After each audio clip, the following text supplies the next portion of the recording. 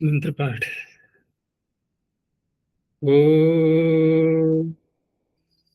सहनावतु सहनौ भुनक्तु सह वीर्यं करवावहै तेजस्विनावधीतमस्तु मा विद्विषावहै। ओम शांति शांति शांति। प्रथमावृत्ति की 328वीं कक्षा। पंचम अध्याय के द्वितीय पाद के 10 सूत्र हो गए। 11वां चलेगा। कोई पीछे पूछना है पीछे से? अच्छा जी, इसमें परोवर परंपरा पुत्र पौत्र अनुभवती, इसमें परोवरेणः मतलब अपने और आगे के सभी पुत्र पौत्र। हाँ, पर हो गए हमारा जो अनंतरापत्य है उसको कह सकते हैं। नहीं, पर दूर वाले के अवर पास वाले, तो पर में अनंतरापत्य आ जाएगा। पर में फिर उसका भी आगे का आ जाएगा, गोत्रापत्य आदि, है ना। पौत्र आदि जहां से प्रारंभ करेंगे वो आ जाएंगे, क्योंकि पीछे से कोई संबंध ही नहीं होता है, आगे से ही संबंध होगा ना। तो पर और अवर, तो पर हो गए दूर वाले, अवर हो गए निकट वाले। तो निकट वालों में अनंतरापत्य, पर वालों में पौत्र आदि। और अन्य जो दूसरा शब्द है वो भी लगभग वैसा ही है। अंतर इतना है कि वहां पुत्र पहले आ गया है, पौत्र आगे आ गया है। लेकिन परवर में पौत्र पहले बनेगा और पुत्र बाद में बनेगा। दोनों तरह से कर दिया है। अच्छा जी, इसमें परंपरेण का भी वही अर्थ होगा, परोवरेण का। इसका परंपरा का, हाँ, परंपरा में भी पर आगे बढ़ते चले जाएंगे, वो उस तरह से होगा। तो आगे कितने उसमें उसमें पहले अनंतरापत्य ले सकते हैं, कोई समस्या नहीं है। पर हमारे नहीं, पहले हम हो गए और हमारे आगे वाला भी पर हो गया, फिर उसके आगे वाला पवित्र हो गया, वो और ज्यादा आगे हो गया। क्योंकि तीनों तीनों शब्द लगभग एक ही बात को कह रहे हैं कि जहाँ पुत्र और पौत्र सभी का अनुभव जहाँ करता है व्यक्ति, तो उसमें ये भी कह सकते हैं कि जिसकी आयु अधिक है, दीर्घजीवी, दीर्घजीवी के लिए प्रयोग कर सकते हैं ये।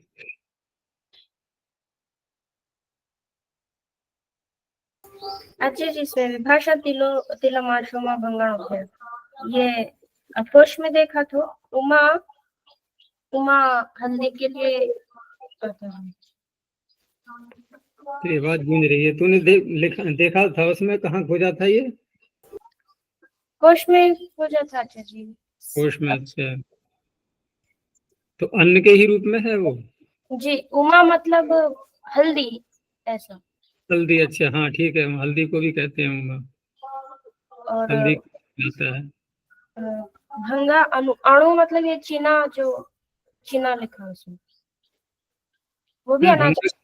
भंगा क्या? भंगा का क्लैरिटी नहीं है आचार्य जी, लेकिन अणु का चीना ऐसा लिखा है, चीना। ये क्या होता है? ये हिंदी में नहीं पता, लेकिन तेलुगु में छोटे छोटे उसका साइंटिफिक नेम वगैरह देख के देखा है, वो भी अनाज है। हाँ, तो कुछ ना कुछ तो है ही, जैसा भी प्रयोग। वर्तमान में इतना नहीं पता चलता है इन लोग चीजों का, लेकिन कोश में मिल जाते हैं इनके शब्द पीछे के।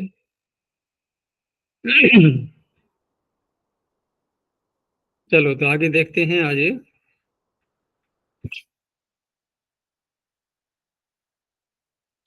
आगे सूत्र है अवार पारात्यंतानुकामम गामी।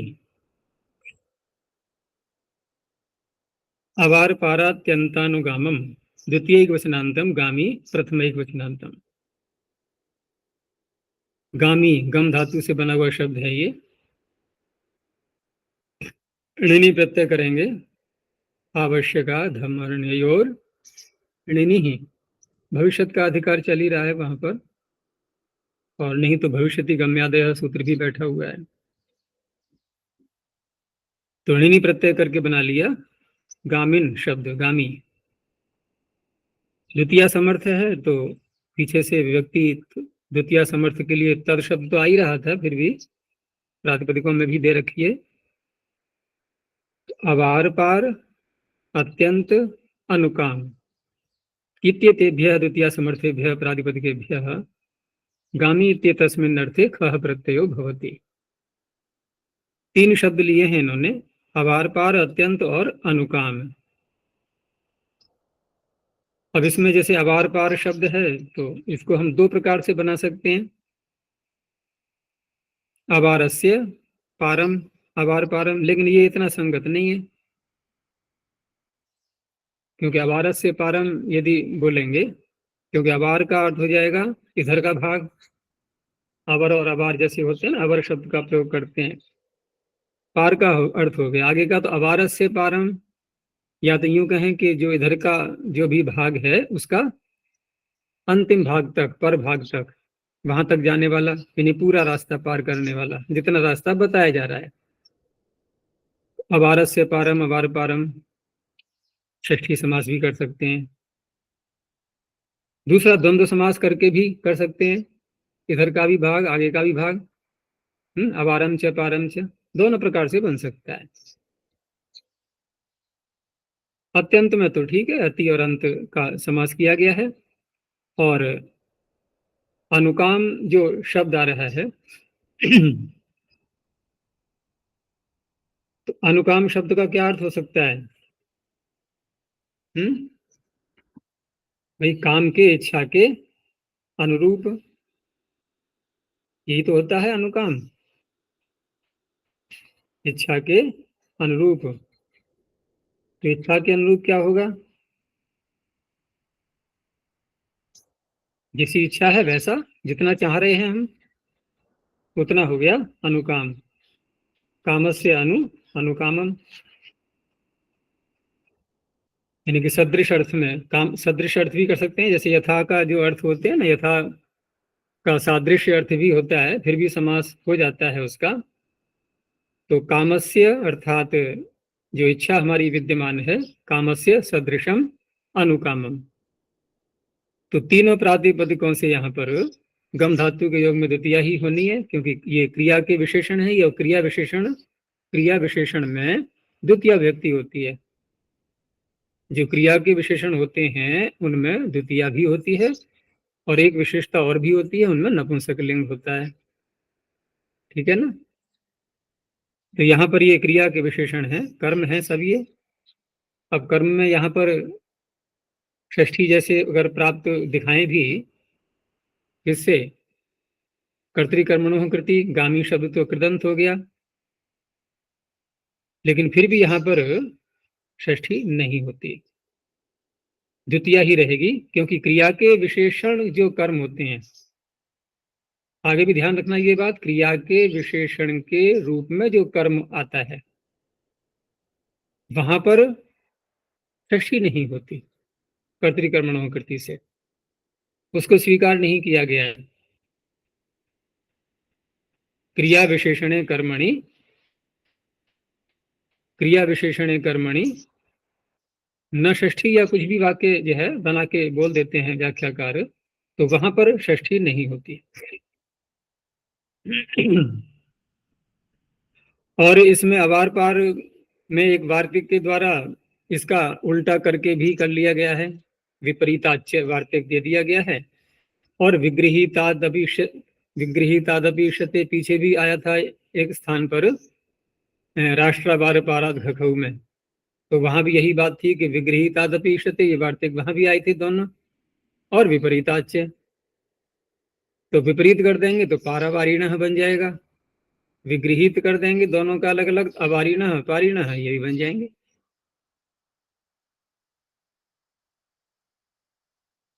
तो अवार पारम गामी, जाने वाला, आर पार जाने वाला, पूरा पूरा रास्ता पार करने वाला। अवार पारिणः, अत्यंतम गामी, यहाँ क्रिया की दृष्टि से हम अत्यंत अर्थ को ले लेंगे, यानी अधिक यात्रा करने वाला। अत्यंतीनः, ये चलने वाले के बनेंगे विशेषण। और अनुकामम गामी, जितना इच्छा है उसके अनुसार गमन करने वाला, तो वो बनेगा अनुकामीनः। ये 3 शब्द बन गए यहाँ पर।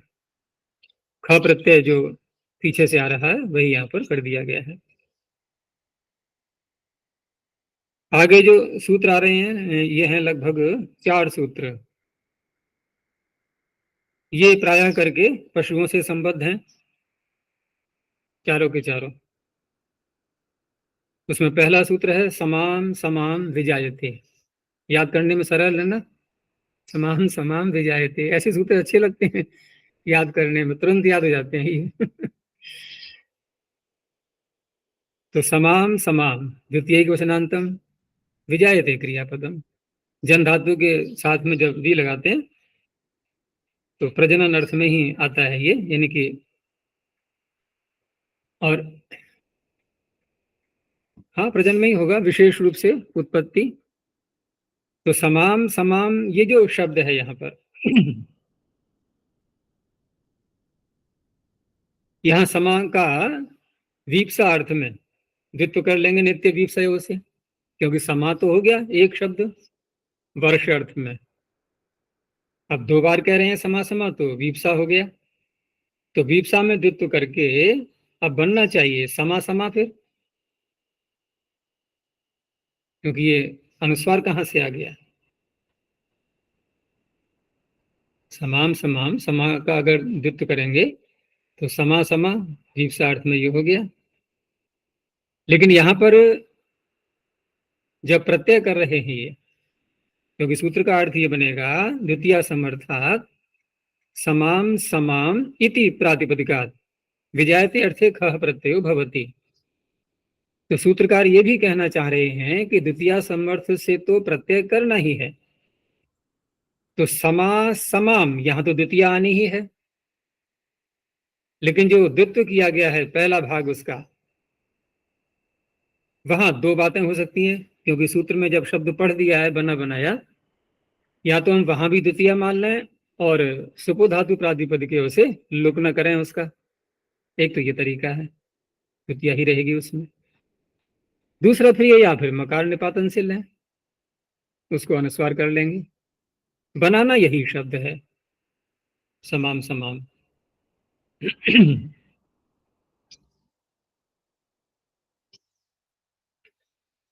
तो इसमें एक वार्तिक के द्वारा ये भी कह दिया गया कि पूर्व पदे सुपह अलुक वक्तव्य है, यानी पूर्व पद में सुप का अलुक। तो उस अवस्था में हम पूर्व पद में भी द्वितीय मानेंगे फिर। तो अब क्या करेंगे कि अब विग्रह करते हुए हम विजायते क्रिया बोलेंगे। प्रत्यय करते समय तहितार्थोत्तर पद समाहरे च से समास कर लेंगे। तो समाम समाम विजायते, ये अलग अलग दोनों शब्द रखे गए अब द्वित्व करने के बाद में से। फिर समा अम और प्रत्यय आ गया ख। अब यहाँ पर पूर्व पद में सुप का अलुक माना गया, पूर्व पदे सुपो अलुक वक्तव्य, दूसरे का अलुक हो जाएगा आगे वाले का। तो समाम समीन, अर्थ क्या होगा, स्पष्ट है कि समा कहते हैं वर्ष के लिए, जो प्रत्येक वर्ष बच्चे को जन्म देती है, ऐसी गाय है या घोड़ी है, प्रत्येक वर्ष समाम समाम। तो समाम समाम विजायते इति समाम समीना गौ स्त्रीलिंग दे दिया है, तो समाम समीना टाप हो गया है। आगे अद्यश्विनावष्टभ्ये, अद्यश्विन लुप्त प्रथमांत निर्देश अवष्टभ्ये सप्तमे वचनांतम। ये लुप्त प्रथमांत निर्देश कहने का तात्पर्य निपातन है इस सूत्र में, क्योंकि निपातन नहीं होता तो फिर समर्थ व्यक्ति बोलते। तो निपातन के रूप में बना बनाया शब्द पढ़ दिया है, और ये भी दिखाई दे रहा है मैं ख प्रत्यय का ही है ये, क्योंकि ख का प्रकरण चल रहा था, तो ख के प्रकरण में निपातन भी ख प्रत्यय वाले ही आएंगे। तो अब हमें देखना है शब्द क्या है इसमें। तो पीछे से विजायते का प्रकरण भी चल रहा था, उसकी अनुवृत्ति लेकर के अर्थ बना लिया कि अद्यश्विनः इति अवष्टभ्ये विजायते इत्येष तस्मिन् अर्थे अद्यश्विनः इति निपात्यते। यानी अद्यश्विन शब्द का जो निपातन किया गया है ये अवष्टब्ध विजायते है। अवष्टब्ध का तात्पर्य होता है जो कि निकट में ही जन्म देने वाली है बच्चे को, बहुत निकट का काल आ गया है जिसका, और इसीलिए वही शब्द बोला जा रहा है आज या कल। आज या कल, अद्यश्विन है ना, आज या कल में ही जन्म देने वाली है। तो अद्यश्वस, अद्यश्वस शब्द यहाँ लेंगे, दोनों अव्यय हैं ये, अद्य और श्वस। तो समास कर लो, कैसे करेंगे समास? अद्यश्व में समास कैसे, अद्यश्व श्वस शब्द में समास कैसे करेंगे? तो अद्य वा श्व वा, आज अथवा कल। तो वा के अर्थ में भी समास कर लेते हैं, क्योंकि जैसे चार थे द्वंद्व है ना च के अर्थ में, तो वा के अर्थ में भी समास हो जाता है। चार थे द्वंद्व को बोल दो, वार थे द्वंद्व, दोनों प्रकार से हो जाता है। तो अद्य वा श्व वा। अब इन्होंने ये दिया है यहाँ पर कि निपातन से टी भाग का लोभ माना है। जो हिंदी में लिखा है ना इन्होंने कि श्वस का जो अस भाग है उसमें निपातन से टी लोभ, लेकिन निपातन से टी लोभ की आवश्यकता नहीं है। एक प्रसिद्ध वार्तिक सुना होगा तुम लोगों ने, क्या बोलो, किसको याद है? टी भाग का लोभ करने के लिए अव्ययों में अव्ययानाम भमात्र टी लोप होते। हाँ, तो अव्यय जितने होते हैं वहां यदि भसंज्ञा हो चुकी है तो टी लोभ तो हो ही जाना है उनका, निपातन से कोई आवश्यकता नहीं है। केवल हमें अद्यश्वस शब्द बनाना है, अद्य वा श्व वा। तो समास कर लिया है और समास करके बन गया अद्यश्वस। उसके बाद जो ख प्रत्यय है यहाँ टी भाग का लोप हो जाएगा, तो अद्यश्विना है स्त्रीलिंग में, अद्यश्विना गौ। विजायते अर्थ हो गया, और विजायते भी कौन सा अर्थ है कि अवष्टब्ध है, बिल्कुल आसन्न है, निकट है। अवष्टब्ध कैसा सब शब्द है? अवष्टब्ध तो वैसे तो अवुपसर्ग है, धातु तो स्तब्ध, स्तंभ धातु होती है ना, स्तंभ सूत्र धातु, स्तंभ स्तंभ सूत्र आता है ना, तो स्तंभ धातु से निष्ठा प्रत्यय करेंगे।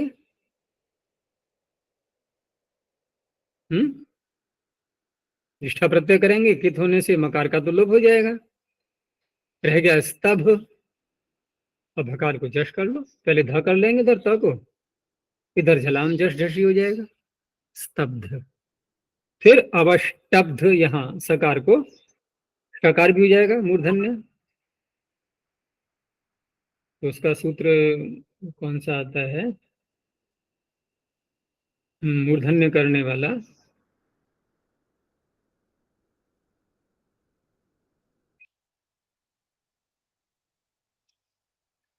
इस मूर्धन्य वाले में देखना, स्तंभ धातु कहीं पड़ी हुई है शायद, उसमें आया हुआ है मूर्धन्य करने के लिए।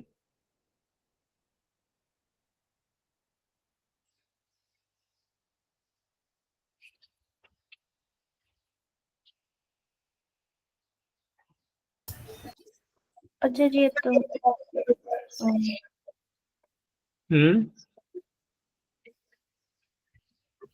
स्तंभे स्तंभे है, स्तंभ है किसी सूत्र में, वहां पर जहां मूर्धन्य का प्रकरण है तो वहीं पर मूर्धन्य हो जाएगा, देख लेना सूत्र मिल जाएगा उसका।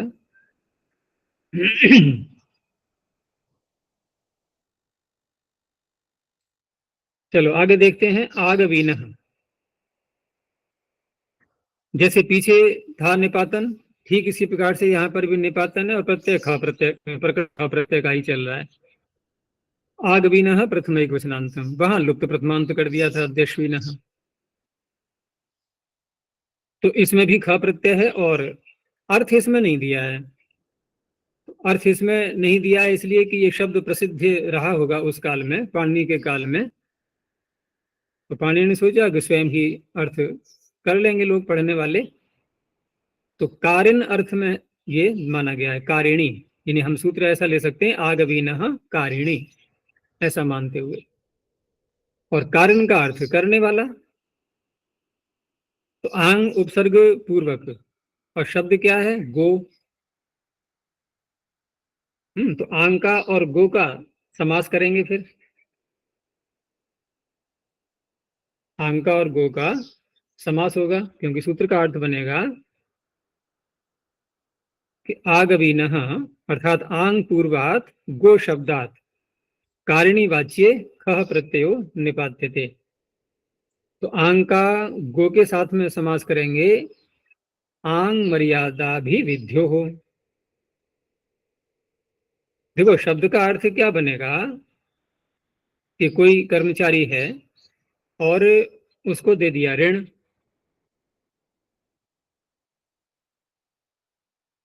ऋण क्या दिया है, गाय के लिए, गाय को दिया ऋण के रूप में। और गाय को ऋण के रूप में कैसे दिया कि देखो तू ये गाय ले जा, और जब तक तू गाय को वापस नहीं करेगा, एक तो तरीका ये है कि हम गाय किराए पे दे दें, जैसे हम धन दे करके ब्याज ले लेते हैं, कुसीद ले लेते हैं।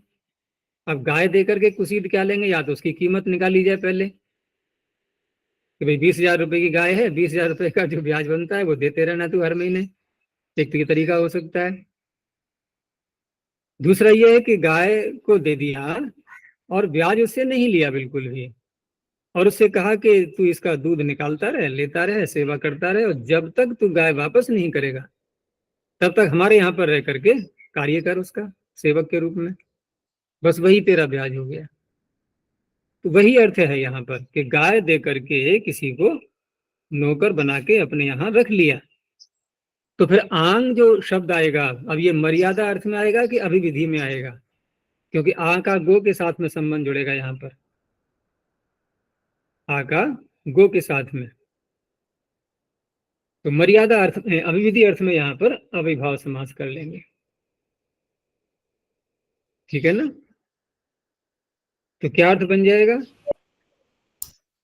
यानी गाय तक, आ का अर्थ था ना तक, जब तक गाय वापस नहीं होती तब तक, अभिविधि गाय साथ में ही है उसके। तो यहाँ पर समास करने के बाद शब्द क्या बनेगा फिर, आ और गो। अब क्योंकि अविभाव समास करता है ये आंग मर्यादा अभिविध्यो, तो अविभाव समास तो नपुंसकलिंग का होता है, तो ह्रस्व भी करना होगा। ह्रस्व करके क्या बन जाएगा, आगु। और देखो अगले सूत्र में क्या आ रहा है शब्द, है ना वैसा ही, अनुगु। तो आगु बना लिया। अब आगु बना करके फिर खा प्रत्यय है, गुण होकर के और गुणा से अबाधित हो जाएगा। तो आगवीनः कर्म करः, यानी गाय मिलने तक कर्म करने वाला, आगवीनः कर्म करः। आगे अनुग्वलंगामी, अनुगु अलंगामी, अनुगु अव्ययपदम अलंगामी प्रथम एक वचनांतम। अव्यय कह लें या हम यूं कह लें कि प्रथमा का एक वचन भी कह सकते हैं।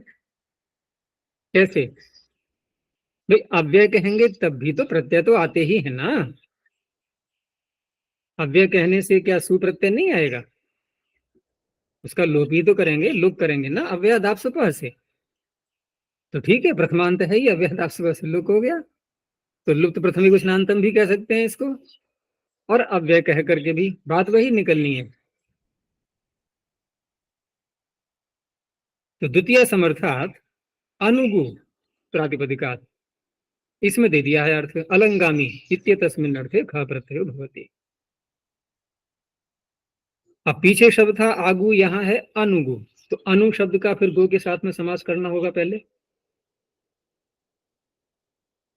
तो अनु शब्द का ऐसी अलंगाम, हाँ पहले अलंगामी को देख लो। अलंगामी क्या है, ये अलम, अलम का तात्पर्य, अलम अनेकों अर्थों में आता है, यहाँ पर्याप्त अर्थ में लिया गया है। और गम धातु से णिनी प्रत्यय, सुप जातो णिनिस्ताच के लिए उससे णिनी प्रत्यय कर लेंगे। और अनु का गो के साथ में समास, किस अर्थ में? अव्ययम विभक्ति समीप समृद्धि वृद्धि अर्थाभाव, इसमें कहीं है पश्चात शब्द?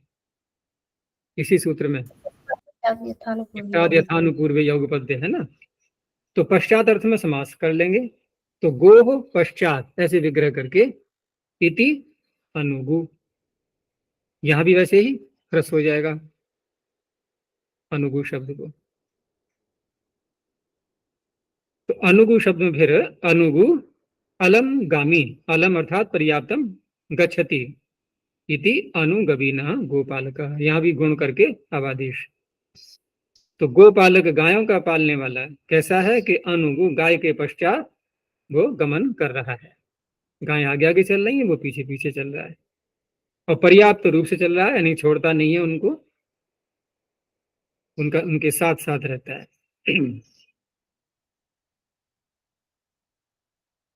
तो ये चारों सूत्र ये पशुओं से संबद्ध थे, जिसमें आगे वाले जो 2 सूत्र हैं ये कर्मकर के लिए हैं, गोपालक के लिए हैं, लेकिन हैं पशु से ही जुड़े हुए फिर भी।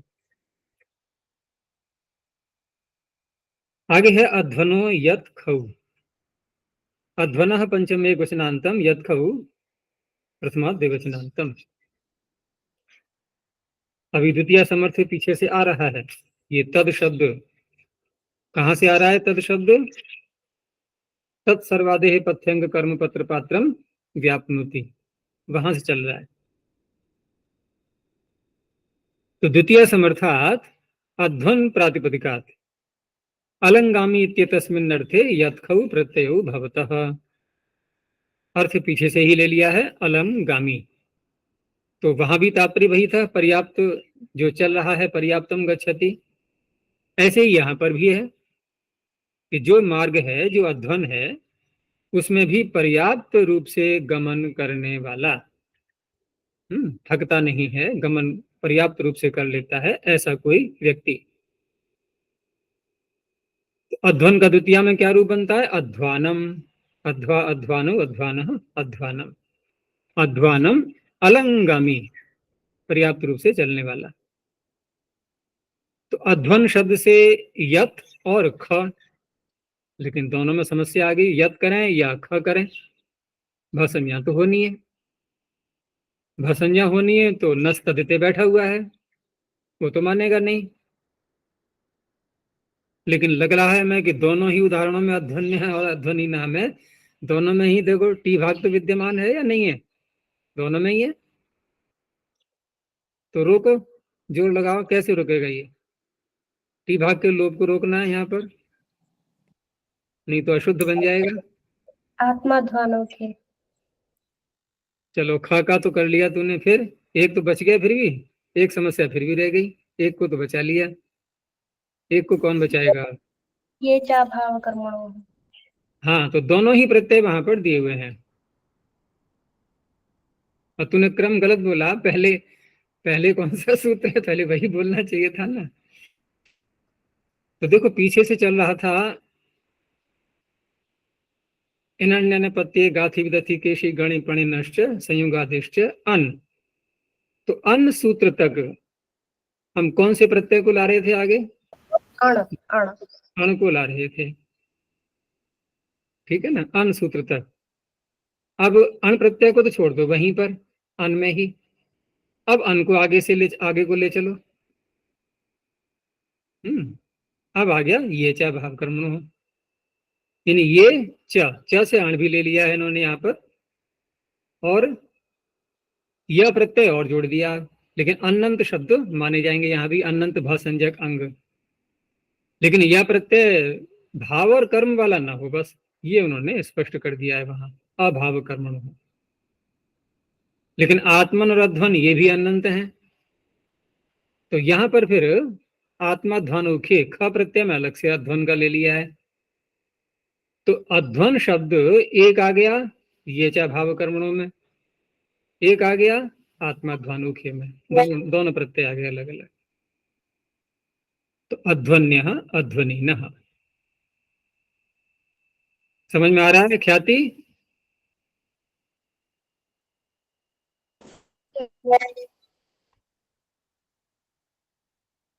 इसका माइक खुला और बंद भी हो गया ऑटोमेटिक।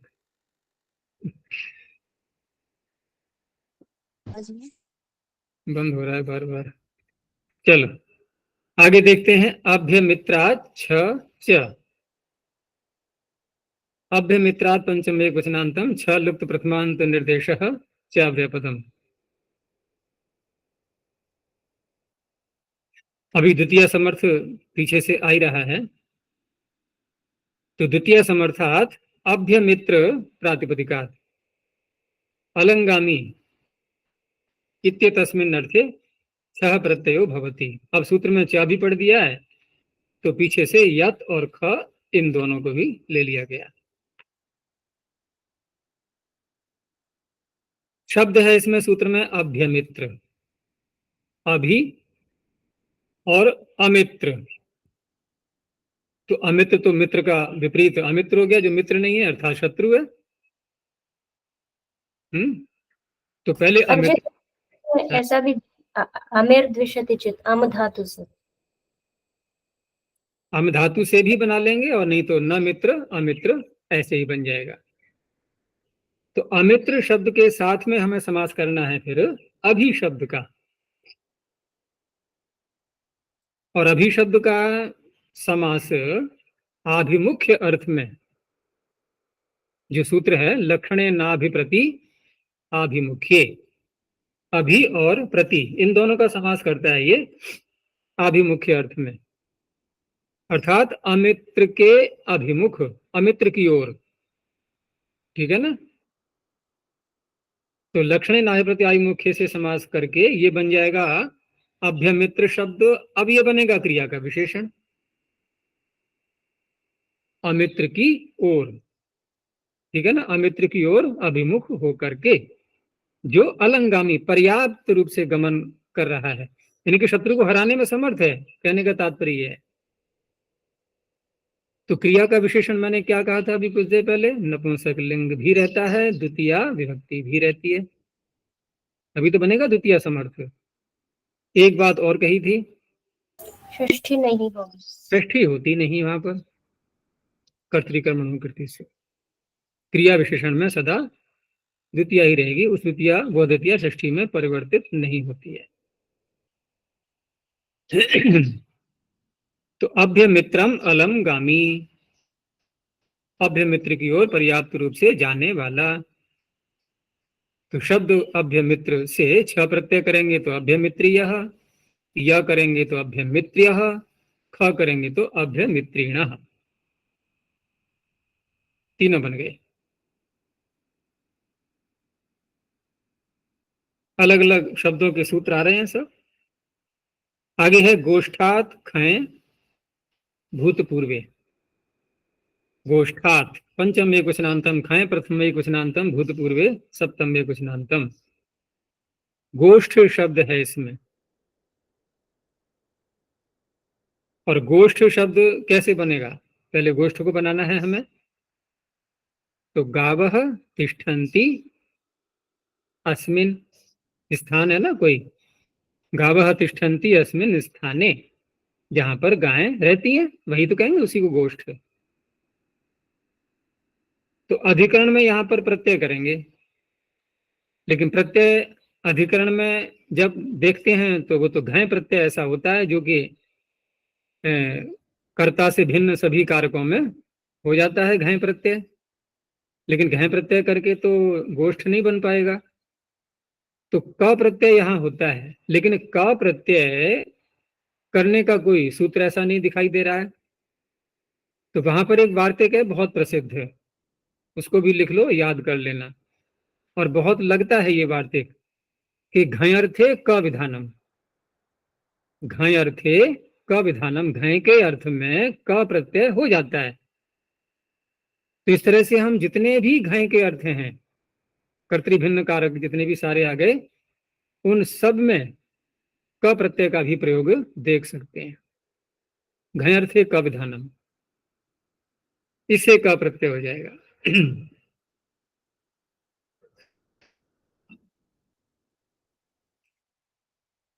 तो क प्रत्यय करके आकार का लोप हो जाएगा, और सकार को तो शकार, उसका सूत्र उसमें दिया हुआ है, अम्बाम्ब गो भूमि सव्याप, यहाँ पर इससे मूर्धन्य शकार हो जाएगा।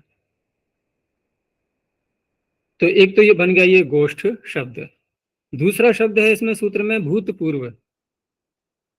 कैसे बनेगा ये? भूतपूर्व का अर्थ सबको पता है कि पहले था अब नहीं है, लेकिन जरा व्युत्पत्ति तो करो इसकी, कैसे बनेगा, कैसे विग्रह करेंगे, समास कैसे करेंगे भूतपूर्व का? भाई अर्थ क्या लेते हैं हम हिंदी में कि पहले था, तो पूर्व शब्द पहले आएगा ना, पूर्वम, पूर्वम भूतः, पहले था, तो पूर्वम भूतः समास करेंगे तो पूर्व भूत ही तो बनेगा, लेकिन यहां तो है भूतपूर्व। अब ये अर्थ मत लेना कि जो पहले भूत था। तो पूर्वम भूतः भूतपूर्वः। सूत्र कोई नहीं है समास करने के लिए। जब कोई सूत्र नहीं होता है समास करने के लिए, अगर किसी विशेष विभक्ति में करते हैं तब तो लगाते हैं। देखो, दो सूत्रों का ध्यान रखना होता है। जब कोई सूत्र नहीं मिलता है ना समास करने के लिए, तो हमारे पास में दो सूत्र हैं। अगर कोई विशेष विभक्त्यंत से समास करते हैं, द्वितीयांत, तृतीयांत, चतुर्थ्यंत आदि, तब तो लगाते हैं कर्तृकर्णे, कृता बोलम, कृदंत के साथ में करना होता है जब। और नहीं तो एक बहुत ही अच्छा एक उपाय है कि सुप की अनुवृत्ति आ रही है इसमें सहसुपा सूत्र में, सुबह मंत्रते परांगवत स्वरे से सुप की अनुवृत्ति आ रही है सहसुपा सूत्र में। और सहसुपा को एक पूरा विधि सूत्र मान लो। सुबंत का सुबंत के साथ प्राकटारा समास समास होता है, तो ये एक स्वतंत्र सूत्र बन जाता है समास करने के लिए। तो सहसुपा से यहां समास कर लिया, सुप सुपा ऐसा मानते हुए सुबंत का सुबंत के साथ। और अब रही बात कि पूर्वम भूतः भूतपूर्व, यहाँ पूर्व निपात, इसका भूत शब्द का पूर्व निपात कर दिया है। तो ये तो हम इसी से मान सकते हैं कि जब पाणिनि ही पढ़ रहे हैं तो निपातन से ही यहाँ पर भूत शब्द का पूर्व निपात हो जाएगा। क्योंकि पूर्वम भूतः करेंगे तो विशेषण क्रिया विशेषण है ये पूर्वम, तो ये पूर्व में ही आना चाहिए, फिर भूत आगे रहेगा, लेकिन पूर्व निपात हो जाता है भूत शब्द का। अब ये जो सूत्र प्रत्यय कर रहा है, ये देखो किस अर्थ में कर रहा है, भूतपूर्व अर्थ में कर रहा है। तो क्या अर्थ निकलेगा शब्द का? यानी भूतपूर्व अर्थे वर्तमानात् गोष्ठ प्रातिपदिकात् क्षय प्रत्ययो भवति। अब क्षय प्रत्यय भवति साथ में इन्होंने स्वार्थी भी कह दिया है, तो अर्थ तो कोई विशेष नहीं बदलेगा, क्योंकि सूत्रकार ने स्वयं ही कह दिया कि भूतपूर्व अर्थ में तो पूर्ण रूप से हम स्वार्थ में भी नहीं कह सकते, लेकिन शब्द क्योंकि प्रचलन में अधिक रहता है ये, तो इसलिए यहाँ पर स्वार्थ भी कह देते हैं। तो गावः तिष्ठन्ति अत्र गोष्ठ हो गया, और गोष्ठ कैसा, गाय जहां रहती हैं उसी को तो गोष्ठ कहेंगे, लेकिन अब अर्थ बदल जाएगा। अब अर्थ बदल जाएगा, अब है कि भूतपूर्व गोष्ठ, वो गोष्ठ पहले था अब नहीं है। अब गायें नहीं रहती हैं, लेकिन पहले यहां रहती थी। अब यदि हम दोनों प्रकार की बातों को देखें, जहां गायें वर्तमान में रह रही हैं तो उसे कहेंगे केवल गोष्ठ, और जहां गायें पहले रहती थी अब नहीं रहती हैं उसे कहेंगे गोष्ठीन, गौष्ठीन। ये दो शब्द हो गए, गोष्ठ और गौष्ठीन। गौष्ठीन का अर्थ है अब नहीं है गाय यहाँ पर, बस खाली स्थान है, गाय रहती थी पहले यहाँ, ऐसा स्थान। और जहां अब भी रह रही हैं उसे कहेंगे गोष्ठ, अर्थात गौशाला। तो गौष्ठीनो देशः। अच्छा जी, अभूतपूर्व ये शब्द प्रयोग करते हैं ना, ठीक है, पहले का वो नए समास हो जाएगा, उसका तात्पर्य दूसरा हो जाएगा। जैसे भूतपूर्व का तो अर्थ हो गया जो पहले था। अब इसी बात को हम बिल्कुल ही पलट दें कि जो पहले कभी था ही नहीं, अद्वितीय, अभूतपूर्व, एक्सक्लूसिव, वो एक अलग चीज हो गई। यानी पहले कभी ऐसा हुआ ही नहीं, तब कहेंगे अभूतपूर्व, और वहीं प्रयोग करते हैं ना। अभूतपूर्व घटना घट गई है। आज मेरे विचारों में का भूतपूर्व उपाय निकल आया है, जैसा मैंने आज तक पहले कभी नहीं सोचा। एकदम ऐसा विचार कौन गया, प्रातिभ ज्ञान बोलते हैं इसको। एक सूत्र आता ना, प्रातिभाद्वा सर्वम। कहाँ है सूत्र ये? चलो कहीं भी है। प्रातिभाद्वा सर्वम, प्रातिभ ज्ञान बहुत अच्छा माना जाता है। अगर अंदर से ही सारे ज्ञान उत्पन्न होने लगे यूं ही, जैसे 4 ऋषियों के अंदर वेदों का प्रकाश हुआ, तो कितना आनंद आ जाए। सारा व्याकरण प्रातिभ ज्ञान से उत्पन्न हो जाए, तो फिर क्यों कक्षा में बैठना पड़े। तो अभूतपूर्व, और ये है भूतपूर्व। यहाँ तो था पहले, यहाँ तो उसको स्वीकार कर रहे हैं। चलो आगे देखते हैं। अश्वस्यै काह गमः। अश्वस्य षष्ठी वचनांतम, एकाह गमः प्रथमैक वचनांतम। अब यहाँ देखो विभक्ति, जो पीछे से प्रकरण चल रहा था तत् सर्वादेह पथ्यंग वाला, वहां से जो तत् की निवृत्ति आ रही थी वो हो गई समाप्त। अब यहाँ पर जो समर्थ विभक्ति है वो हम सूत्र के ही द्वारा ग्रहण करेंगे। तो सूत्र में षष्ठी दे दी है, तो षष्ठ्यंत षष्ठी समर्थ ले लेंगे। लेकिन जो अर्थ दिया है इसमें एकाह गमः, एकाह गम, ये शब्द, इसको देखना है। तो एकाह में एक का और अहन का समास कर लेंगे पहले, है ना, कर्म, और समासांत प्रत्यय करके बन गया एकाह अकारांत शब्द। अब इसका गम के साथ में व्युत्पत्ति करते हुए, विग्रह करते हुए और प्रत्यय करना है। तो अगर हम इसकी व्युत्पत्ति करते हैं, एकाहेन गम्यते, एक दिन के द्वारा जितना जाया जाता है, ठीक है ना, जितना गमन कर सकते हैं एक दिन में, जो रास्ता चुना गया, यानी एक दिन में जितना रास्ता पार किया जा सकता है, एकाहेन गम्यते। तो एकाहेन गम्यते ऐसे विग्रह करते हुए एकाह शब्द पूर्वक गम धातु से यहाँ प्रत्यय करना है।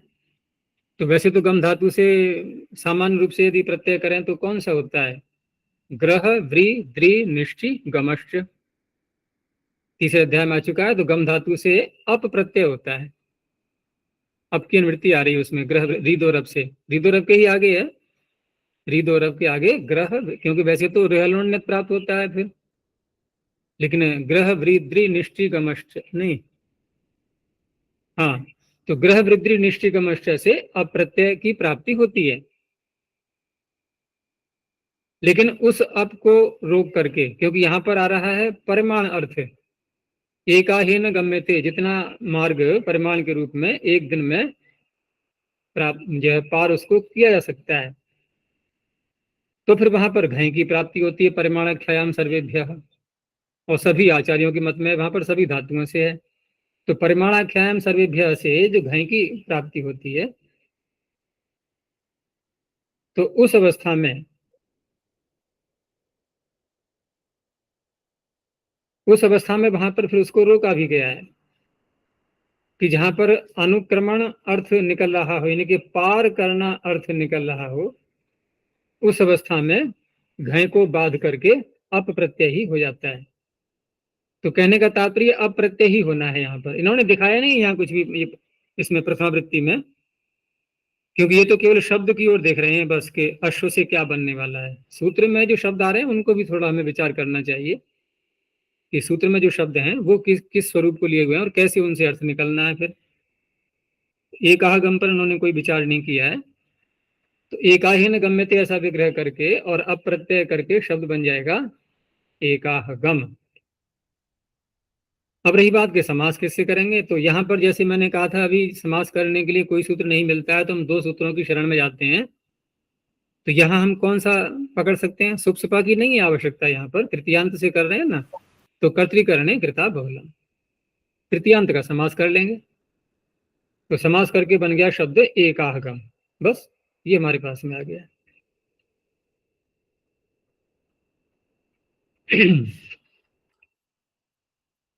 अगर प्रत्यय करने के लिए अप्रत्यय करने के लिए कोई उपाय नहीं भी मिले तो यहाँ पर पाणिनि ने क्योंकि एक आगम शब्द पढ़ दिया है अप्रत्ययांत, तो यूं भी समाधान कर सकते हैं कि निपातन से अप्रत्यय यहाँ हो जाएगा, करना अप्रत्यय ही है। अब सूत्र का अर्थ क्या बनेगा कि षष्ठी समर्थात् अश्व प्रातिपदिकात् एकाह गमः इत्येतस्मिन् अर्थे, एकाह गमे इत्येतस्मिन् अर्थे खै प्रत्ययो भवति। अब अश्व शब्द है तो स्पष्ट ये भी हो गया कि अश्व जितना मार्ग एक दिन में पूरा कर लेता है, तो ये क्या हो गया वास्तव में, ये दूरी मापने का एक शब्द हो गया। जैसे हम लोग बोलते हैं किलोमीटर मीटर ऐसे करके, यहाँ एक शब्द अलग मिल गया हमें दूरी मापने का। कौन सा? आश्विन। तो आश्विन का अर्थ क्या होगा? उतनी दूरी, उतनी लंबाई जो घोड़ा एक दिन में पार कर ले। अब दौड़ करके पार कर ले या सामान्य रूप से चल करके पार कर ले, ये बात अलग रही। लेकिन प्राय देखा होगा तुमने, जब घोड़े चलते हैं तो जैसे गाय चलती है या मनुष्य चलता है ऐसे चलते हैं, वो कूद कूद के चलते हैं। और कूद कूद के चलने का तात्पर्य जैसे कोई दौड़ रहा हो, हल्की दौड़ होती है ना, एक मैराथन जैसे दौड़ होती है, उसमें तेज नहीं दौड़ते हैं। मैराथन में अगर तेज दौड़ेंगे थक जाएंगे, बहुत लंबे काल तक दौड़ना होता है ना, कई किलोमीटर मैराथन दौड़ में। तो धीरे धीरे धीरे जैसे व्यायाम करता है ना कोई व्यक्ति अधिक आयु वाला, तो कैसे करता है दौड़ते हुए? धीरे धीरे ऐसे चलता है घोड़ा, और यही चाल है उसकी। घोड़ा धीरे चल ही नहीं पाता है, वो धीरे चलेगा इसका अर्थ रुकने वाला है अभी, अब तो रुकने वाला है तब धीरे करेगा अपने कदमों को। तो सामान्य दौड़ है उसकी घोड़े की, वह एक दिन में, क्योंकि लगातार चलना है उसको, जितना रास्ता पार कर ले। तो साइकिल जैसी यात्रा तो मान ही लो उसकी, एक प्रकार से साइकिल से जैसे कोई चल रहा है ना, उतनी ही तेजी से चल लेता है घोड़ा आराम से। तो एक दिन में साइकिल से कोई कितना पार कर लेगा?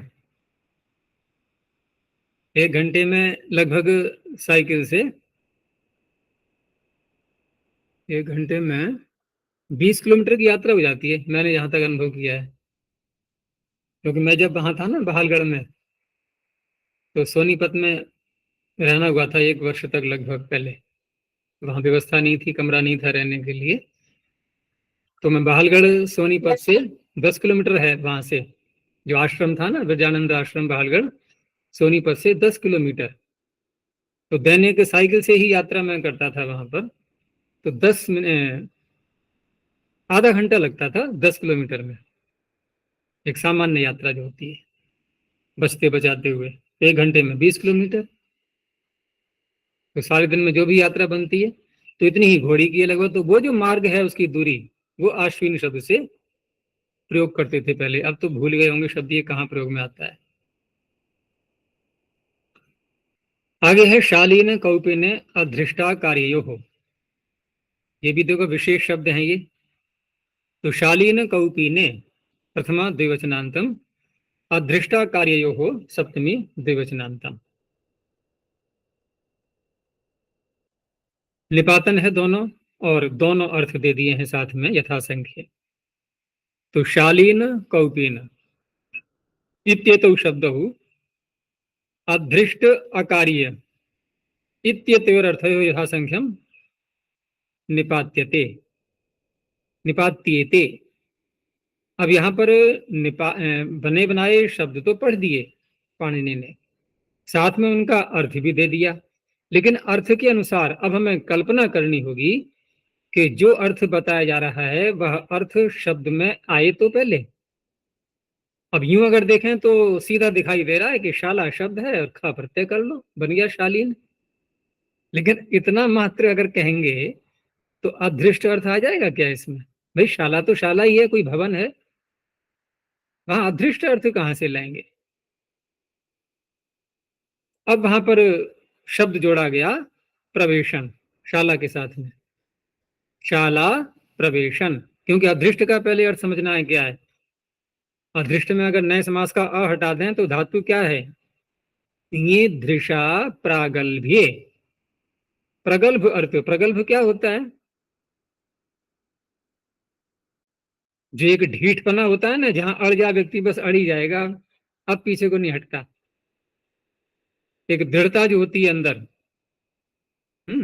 वो है प्रागल्भ्य। और वो जिसमें नहीं है वो कैसा होगा? अरे ये तो डरपोक आदमी है, डरता है बहुत, जरा सी कोई बाधा दिखाई दे तुरंत पीछे हट जाता है, उसे कहेंगे अधृष्ट। तो व्यक्ति डरता है और पीछे को हटता है तो कहाँ घुसेगा? अपने घर में घुस जाएगा। कुत्ते को देखा है ना, कुत्ते को जब अन्य कुत्ते घेर लें कहीं पर तो प्रयास करता है कि जैसे जैसे बच बचा के अपने घर में घुस जाऊं मैं सीधा, है, अपने घर की ओर दौड़ता है बड़ी तेजी से। फिर उसे लगता है यहीं बच पाऊंगा, अगर बाहर रहा तो ये लोग मुझे मार डालेंगे, घेर लेंगे। तो भीरू व्यक्ति वो भी बच करके शाला में अपने घुसना चाह रहा है। तो शाला प्रवेशन शब्द इसको लिया, अब बनाना है शालीन तो प्रवेशन को हटाओ, फिर अर्थ सारा उसी में आ गया। प्रत्यय ने प्रवेशन अर्थ को उसमें समाविष्ट कर दिया, तो एक शब्द बन गया शालीन भीरू के लिए। तो शाला प्रवेशनम अर्हति, यानी ऐसा व्यक्ति जो शाला प्रवेशन के योग्य है, बस घर में ही घुस जाता है बार बार, जरा सा भी कोई समस्या आए तुरंत डर जाता है, तो शालीनो भीरु। दूसरा जो शब्द है कौपीन, वैसे तो वस्त्र के लिए भी प्रयोग में आता है ये, जो वस्त्र पहनते हैं, लेकिन यहाँ जो अर्थ है वो भिन्न है, अकार्य अर्थ लेना है। अब अकार्य अर्थ लेना है तो अकार्य का तो सीधा सा अर्थ है भाई जो करने योग्य नहीं है वो अकार्य हो गया, अर्थात अधर्म, पाप कर्म, ये सब आ गए अकार्य में। तो अधर्म क्योंकि करना नहीं चाहिए व्यक्ति को, नहीं करना चाहिए, तो ये अर्थ कैसे निकालें कि देखो अधर्म को तो कुएं में डाल दो सीधा। अब कुएं में डालने का अर्थ क्या है? भाई कुएं में जो चीज गिर जाती है वो सामान्य रूप से फिर ऐसे निकाल नहीं पाते उसको। यानी पाप कर्मों की वासनाएं, पाप कर्मों के जो भाव हमारे अंदर उठते हैं, उनको इतनी गहराई में पहुंचा दो कि उठ न पाए फिर वो, और हम सुरक्षित रहें। तो यहां पर कूप शब्द को लेकर के उसके साथ में अवतार शब्द को जोड़ा, कूप अवतार, इन कूप में जिनका अवतरण कर दिया है ऐसे हैं वो पाप कर्म। तो पाप कर्म कैसे हैं? कुएं में डालने योग्य, कूपावतारम अर्हति। अब यहां पर अवतार का लोप करके और प्रत्यय के द्वारा वो अर्थ ले लिया गया है, तो कौपीनम पापम। अब ये पाप का विशेषण बना, ये वस्त्र वाला नहीं है, वो अलग शब्द है। तो कौपीनम पापम, ये दो शब्द बनाए इन्होंने यहां पर। आगे है व्रातेन जीवति।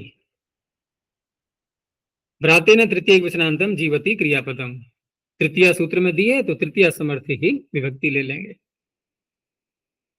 तो तृतीय समर्थात व्रात प्रातिपदिका जीवति इत्येतस्मिन् अर्थे खय प्रत्ययो भवति। जो व्रात शब्द जो है यहाँ पर, ये जो ऐसे व्यक्ति जो भिन्न भिन्न जातियों के हैं और कोई जिनका विशेष कहीं नौकरी नहीं कर पाते हैं, आर्थिक स्थिति ठीक नहीं है, और जहां तहां घूमते हुए इधर उधर और शारीरिक श्रम करके अपनी जीविका को चलाते हैं, शारीरिक श्रम करने वाले जो व्यक्ति हैं, तो उनके समूह को कहा जाता है व्रात। तो व्रात शब्द जो है ना, ये संघ अर्थ में प्रयोग में आता है, और उस कार्य को करते हुए जो लोग जीते हैं, अर्थात अन्य कोई व्यक्ति को लेंगे। अब जब अन्य कोई व्यक्ति ऐसा है कि जो उनके समान व्रातेन, क्योंकि तृतीया लेनी है ना, व्रातेन जीवती, जैसे व्रात लोग अपनी जीविका चलाते हैं, तो उसी प्रकार से जो व्यक्ति अपना शारीरिक श्रम करके जीवन चला रहा है तो उसे कहा जाएगा व्रातीनः। ये बनेगा मनुष्य का विशेषण। उनका जो कार्य है ना, व्रातों का जो कार्य है, उसे व्रात शब्द से ही कह दिया है सीधा। व्रात तो हो गया पूरा एक संघ, और गुण गुणी में अभेद करके उनका जो कार्य है उसको भी व्रात शब्द से ले लिया। और उस कार्य के द्वारा जो जीता है, यानी कि शारीरिक श्रम कर्म के द्वारा जो जीता है, तो उसे कहा जाएगा व्रातीनः।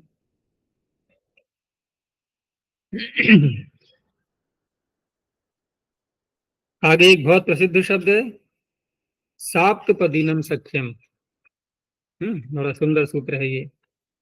तो साप्तपदीनम प्रथमैक वचनांतम सख्यम प्रथमैक वचनांतम।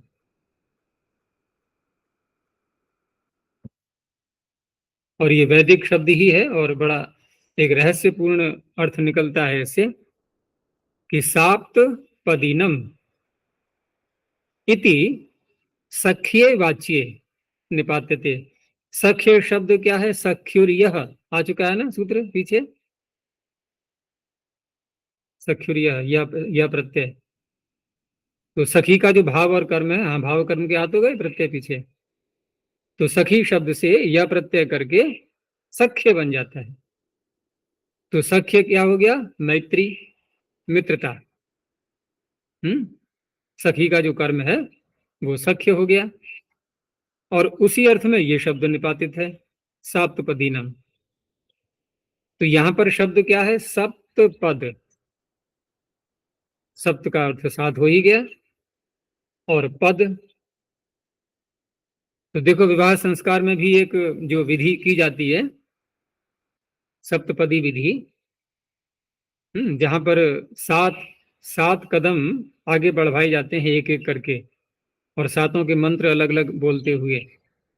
पहले वर एक पैर को आगे रखता है, दाएं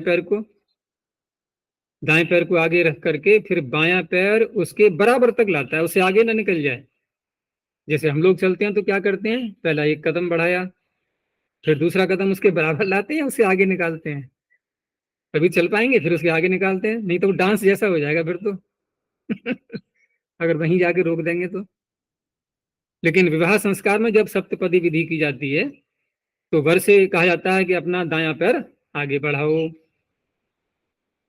अब वो दायां पैर आगे बढ़ाता है, फिर वधू भी दायां पैर आगे बढ़ाती है। उसके बाद जो बायां पैर है वो फिर दाएं पैर के बराबर तक आता है। ये पहला कदम हो गया। फिर दूसरा इसी प्रकार से दोबारा वही विधि फिर की जाएगी। फिर दायां पैर आगे बढ़ाया जाएगा, फिर वधू आगे बढ़ाएगी, फिर बायां पैर उसके बराबर तक। इस तरह से प्रत्येक बार मंत्र बोलते हुए 7 कदम आगे बढ़ते हैं। ठीक है ना, एक ही दिशा में, ईशान दिशा से बढ़ते हुए दक्षिण की ओर। तो वहां पर 7 कदम बढ़ने के बाद क्या माना जाता है कि अब इन दोनों में, वर वधू में मैत्री हो चुकी है। अब इसी व्यवहार को और इसमें भरे हुए रहस्य को लेते हुए अब इसको प्रयोगात्मक रूप में अन्य व्यवहार में भी लगाया गया कि कहीं पर यदि दो व्यक्ति बातचीत करते हुए परस्पर और 7 कदम आगे साथ साथ चल देते हैं, 7 कदम आगे बढ़ जाते हैं, तो देखो ना, अगर दुश्मनी होनी होती तो पहले ही आती। 7 कदम बढ़ लिए और बिल्कुल दोनों में कोई झगड़ा पैदा नहीं हुआ, इसका अर्थ है मैत्री हो गई है। तो फिर मैत्री का ही नाम हो गया ये शब्द के द्वारा साप्तपदीनम सख्यम। एक उन्होंने प्रमाण भी दिया है, ये कहाँ का वाक्य है ये कि सख्यम जनाः साप्तपदीनम आहुः। जनाः सख्यम साप्तपदीनम आहुः। सभी लोग मित्रता को साप्तपदीन कहते हैं, मानते हैं। तो मित्रता अगर है तो 7 कदम किसी के साथ चल दो तो मैत्री हो जाएगी। तो देव के तो बहुत कदम हो गए होंगे अब। हम्म एक देखो आगे और शब्द आ गया। बहुत सुंदर शब्द है ये, हयंगवीनम संज्ञायाम। कभी सुना है हयंगवीनम? तो हयंगवीनम प्रथम क्वचनांतम संज्ञायाम सप्तम क्वचनांतम। संज्ञा है यानी कि विशेष अर्थ में ये निहित है शब्द। तो संज्ञायाम विषय हयंगवीनम इति निपात्यते। अब संज्ञा है तो पाणिनि को बताने की आवश्यकता नहीं है कि किस अर्थ में लेना है, उन्हें पता है कि हाँ प्रसिद्ध शब्द है ये। तो उन्होंने बना बनाया शब्द पढ़ दिया, उसी के टुकड़े करके अर्थ निकल आएगा स्वयं ही।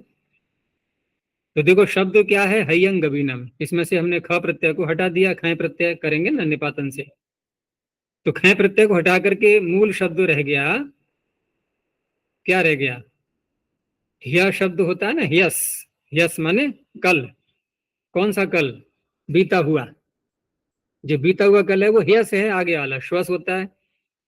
अब हिंदी में तो दोनों कल कल ही है, ये वो भी कल है ये भी कल है, लेकिन यहाँ दोनों के पृथक पृथक शब्द हैं। तो यस शब्द और दूसरा शब्द है गो, गो दो हो, क्योंकि गो से बात बनेगी नहीं, अर्थ नहीं निकल पाएगा। तो गोदोह का अर्थ क्या हो गया, गवाम दोहा, गोदोह, भाई गाय का जो दुहना हुआ है अर्थात दुग्ध, तो गोदोह का अर्थ हो गया दूध। कैसा दूध, यस गोदोह, कल का निकला हुआ दूध। मक्खन कैसे बनता है, आज के दूध से आज बन जाएगा तुरंत ही नहीं, कल जो दूध निकाला था उसको गर्म करके जमा दिया गया, फिर उस दधी को दूसरे दिन, क्योंकि कम से कम रात भर का समय चाहिए उसको जमने के लिए, फिर उसको मथनी से मथा गया, तब जाकर के जो निकला वो क्या बोलते हैं उसको, मक्खन। तो मक्खन को बोलते हैं हयंगवीनम, ये उसी का पर्यायवाची है। तो क्या चीज है ये है ह्यो गोह दो का विकार। जो ह्यो गो दो है, कल का जो दूध था, गाय का दूध, उसका विकार। अब देखो इस शब्द में एक और अर्थ भी आ रहा है कि हयंगवीनम यदि हम बोल रहे हैं तो ये भी प्रसिद्ध हो गया कि ये गाय के दूध का ही मक्खन है, भैंस के दूध का होगा तो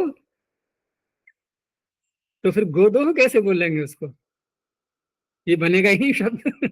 तो पाणिनि ने भैंस के दूध को यहाँ स्वीकार नहीं किया है। और वैसे भी घृत शब्द अकेला जब आता है ना आयुर्वेद में, घृत शब्द भी, वो भी गो घृत के लिए ही आता है, वहां पर तो गो विशेषण लगाना भी नहीं पड़ता, घृत कहते ही तात्पर्य गो घृत। ऐसे ही मक्खन भी देखो, यहाँ तो गो शब्द भी आ चुका है।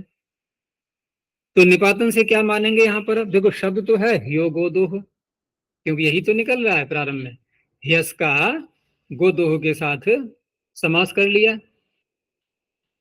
तो गोदोह के साथ समास करके बन जाएगा ह्यो गोदोह, यस गोदोह, स को रुत्व और उकार और गुण करके, और समास उसी करेंगे सहसुपा, ठीक है ना, क्योंकि यहाँ पर प्रथमान से ही विग्रह कर लेंगे। जैसे दोह शब्द क्या है, दुहियते, दोह जो दोहा जाए, दूध अर्थ निकालना है हमें, यहाँ पर कर्म में करेंगे घय प्रत्यय, दुहियते इति दोह, ये कौन हो गया, दूध, जो दुआ दुहा जाता है कर्म में। और गोरदोह, गोदोह, यहाँ षष्ठी समास कर लेंगे अब, षष्ठी समास तत्पुरुष, यानी गाय का दूध, गोदोह बन गया। अब यह शब्द के साथ में, यह शब्द के साथ में जो समास करेंगे, तो यह गोदोह इति यो गोदोह, यहाँ सुप सुपा से समास कर लो, अब कोई सूत्र नहीं है अलग से, अब तो सुप सुपा से समास हो गया। उसके बाद फिर विकार अर्थ में ये सूत्र यहाँ लगेगा, यदि पानी नहीं कह रहे हैं विकार अर्थ में, लेकिन विकारी ही कहा जाता है, दुग्ध का जो मक्खन है वो विकारी ही हुआ। तो विकार अर्थ में यहाँ पर ये प्रत्यय होकर के खय प्रत्यय, और अब खय प्रत्यय करने के बाद अब इसमें अन्य कार्य क्या होगा, क्योंकि शब्द बनाना है मैं हयंगवीन, तो ह्योगोदोह शब्द के पूरे के स्थान पर एक नया आदेश कर दिया गया निपातन से ही, हियंगु। अब इसमें कल्पना मत करना है क्या है क्या है, बस जो है पूरा ही पूरा बदल दिया गया उसका स्वरूप ही। तो हियंगु शब्द से करना है प्रत्यय, अब हियंगु से करेंगे तो आदेश को वृद्धि हो ही जाएगी, और गुणा से गुण होकर के अब आदेश हयंगवीनम। तो हयंगवीनम वैसे तो मक्खन के लिए प्रसिद्ध है ये शब्द, इन्होंने यहाँ लिख दिया है घृतस्य संज्ञा ईर्षा। तो ठीक है, मक्खन तो निकला ही है, तो मक्खन तो प्राय नहीं खाते हैं लोग, उसको पिघला करके ही खाते हैं, वही घी बन जाता है। तो ये गो घृत के लिए या गो मक्खन के लिए प्रयोग में आता है। चलो ठीक है, बस यहीं तक रखते हैं अभी। प्रणोध्वनि। ओ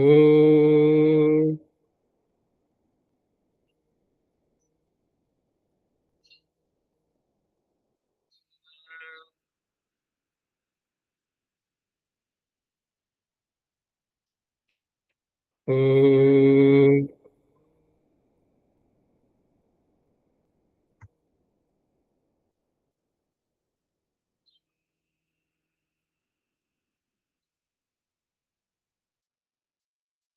ओ